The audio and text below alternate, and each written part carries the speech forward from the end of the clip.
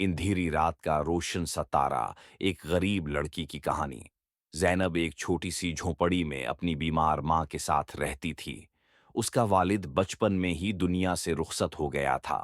اس کی ماں بستر سے لگی رہتی تھی اور گھر کا سارا بوجھ زینب کے نازک کندھوں پر تھا۔ وہ صرف 10 سال کی بچی تھی، لیکن دل میں بڑوں سے زیادہ حوصلہ رکھتی تھی۔ دن میں وہ لوگوں کے گھروں میں برتن مانجتی اور شام کو چھوٹے بچوں کو پڑھاتی تھی۔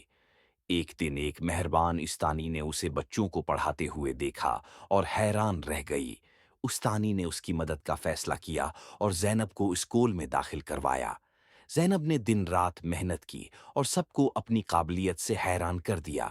وہ بڑی ہو کر ڈاکٹر بنی اور سب سے پہلے اپنی ماں کا علاج کروایا۔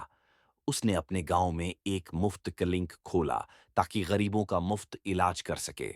آج وہ اندھیری رات کا وہ روشن ستارہ بن گئی ہے جو دوسروں کی راہوں کو روشن کرتا ہے۔ پیغام: اگر نیت صاف ہو اور دل میں حوصلہ ہو تو غربت بھی راستہ نہیں روک سکتی۔